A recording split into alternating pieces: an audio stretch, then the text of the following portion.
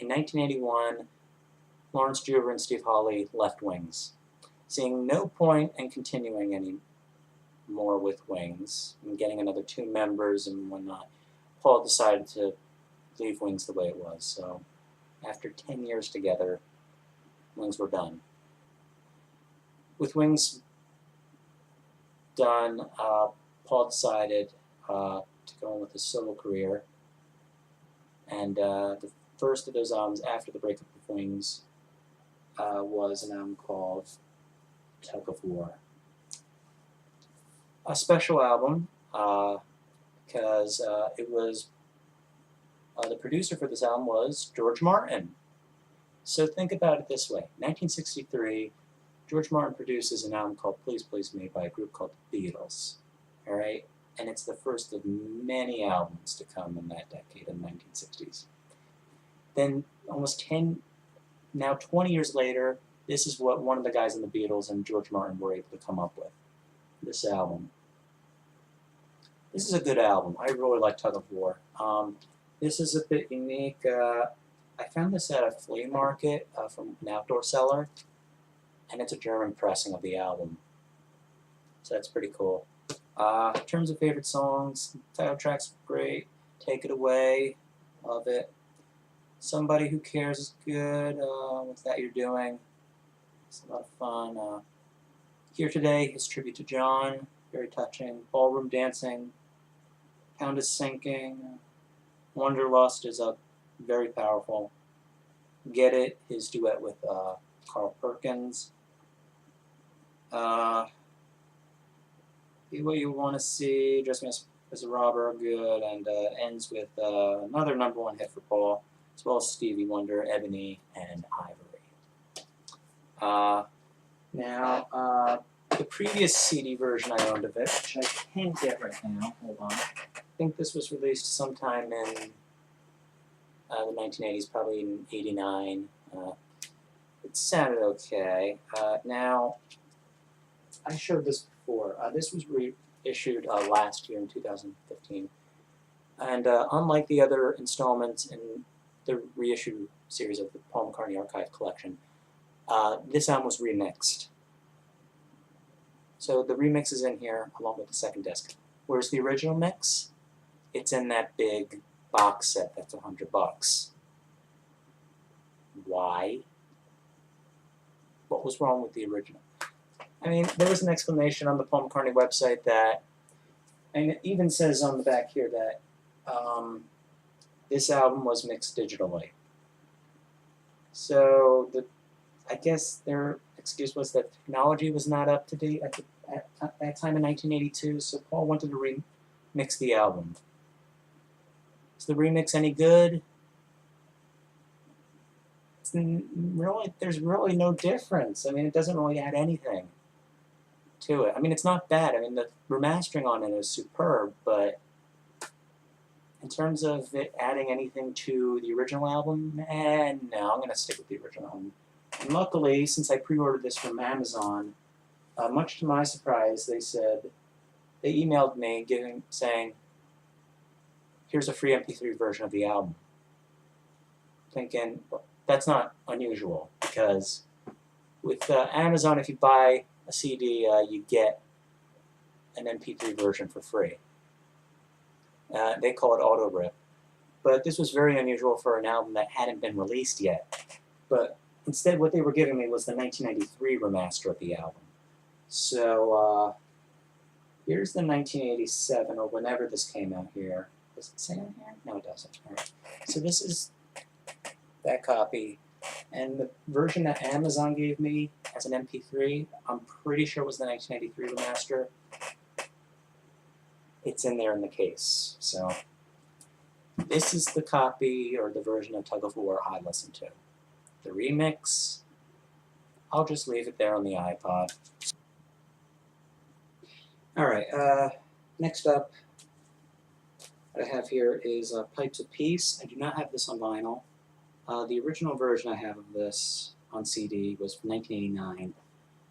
Really didn't care for Pipes of Peace because it was produced by George Martin, but I got it probably 2010, this other version of Pipes of Peace, and I just thought it really wasn't that good of an album. But along with Tug of War, it was reissued last year in 2015. And after listening to this remaster, I have a new appreciation for this album. Now keep in mind, it still falls on the weak side. But I can't say I dislike this album.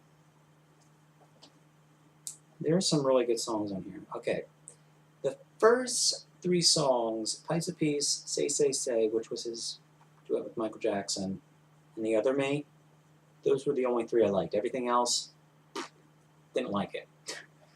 But now after listening to the remaster, I like those three songs. The other Michael Jackson song, The Man, is fun. Average Person is funny. Has a little bit of a sense, has a teensy tiny bit of a sense of humor. Sweetest Little Show. And I guess I also like a Keep Undercover. The ones I really don't like, So Bad, and Tug of Peace. I mean, everything else is just okay, but the one I really have a hard time listening to is So Bad. But the funny thing about So Bad is that listening to it on the iHome here, through my iPod, the remastering on it, the production, is wonderful. So even though I don't necessarily like the song, I just like the production on it, which is kind of weird.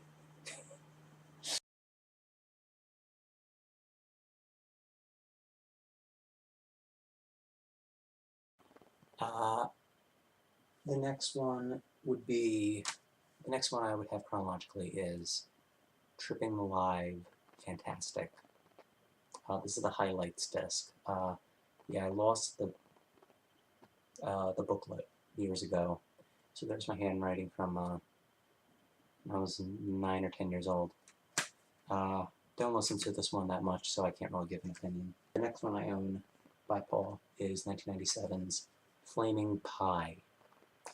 This is a very good album. I only got this about a year ago, and it really is a good album. I believe this was released a year before. Yeah, I'm pretty sure. This was released a year before Linda passed away. Yeah, great album. Song We Were Singing, Well Tonight, Calico Skies is good, Flaming Pie. Little Willow, from what I know, I think that was Paul's tribute to Maureen Starkey, Ringo's first wife. So, and Beautiful Night. Yeah, this is a really good album. After that came Driving Rain. Again, I have lost the booklet for this one.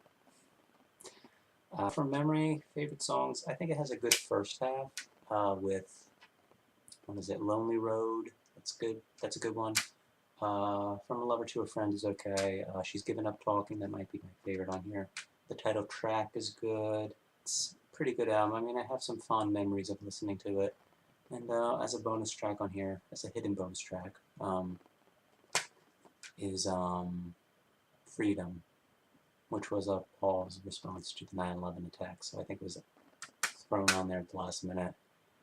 And listening to it today, Paul's next album was a very, very good one. Although I was at first not too happy about it because there weren't a lot of rockers on there. But then the more I listened to it, I thought, you know what, this is a great album. And in fact, I think it's my favorite album of the last decade, of all of the 2000s. And that album is Chaos and Creation in the Backyard, 2005. Really good album. I know this had some production issues. I think most of the time Paul was playing by himself or playing all the instruments. But yeah, this is a really good album. I mean, with an album coming so late into his career, this is really good. Fine Line, it's a great opener. How Kind of You, Jenny Wren, I really like. At the Mercy, Friends to Go is supposedly his tribute to George Harrison. Like he was trying to write a song that George Harrison would have sung. So pretty spot on. English Tea is okay. Too Much Rain, certain softness. Really like Writing to Vanity Fair, very haunting. Follow Me, I Promise to You Girl. This never happened before in any way. Yeah, really consistent album. Very worth checking out. What came after was 2007's Memory Almost Full. This one had some criticism in terms of the production. It's commonly put into the category of the loudness war. And you know, after listening to it, I can see why. When I first heard this album, I liked it more than Chaos and Creation because it was more hard rocking, but then, no, this is better. This is not bad. I mean, there are a few weak songs on here, but it's not a bad album. Next up would be Good Evening New York City. In terms of what I have up, I mean, it's a live album. I had no intentions of purchasing this, but it was given to me as a gift from my uncle for getting accepted into King's College. So, and surprisingly, it is a really good album. Now, the historical significance of this album is that Shea Stadium was torn down in 2008 and then was turned into Citi Field. So since the Beatles played a very famous concert there, which was once Shea Stadium, they decided to have Paul be the first act to play at Citi Field. So this is a recording of that concert. What comes with it are 2 CDs and then a DVD. And Paul's next album was something that he really wanted to do for a long time. The album of the American Songbook, like Rod Stewart did 4 or 5 times. I don't know how many times he did it. It got annoying. But with Paul, he only did it once, luckily, and this is the album that came out of it. The unfortunately titled Kisses on the Bottom. It's okay.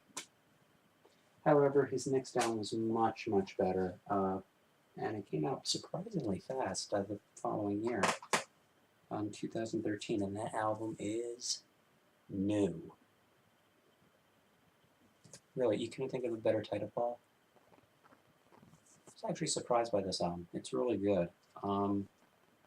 Fairly consistent. Very consistent. Probably his most consistent since Chaos and Creation. The interesting thing that he did with this album was that he had different producers for each song. Like he had about 4 different producers, and they all produced 3 or 4 songs each, which was interesting. One of them being Giles Martin, the son of George Martin. It sounds very much like the Paul of old, but it's new. It's a modern way of taking Paul's stuff and performing it. And the songs on here are really good. I mean, even today. Save Us is great. On My Way to Work, I like Queenie Eye. Really enjoyed listening to that one. The title track's good. I Can Bet. I like that one. And Road. The whole album is good. I mean, it's very consistent. I was really surprised by this one. Not bad. Not bad album. My only complaint with this album is that Paul's voice sounds really worn out. I know there have been criticisms of his voice. You know, I mean, as you get older, he can't do things the way you once did them. And when it comes to, you know, singers, you know, their voices are not the same as they always were. So with Paul, it's no exception. But with Paul, I mean, even when he's talking, I can hear like a real, like it sounds very worn out. Yeah, that's my collection of Paul McCartney albums. Hope you enjoyed watching this. If you watched every part, thank you. And yeah.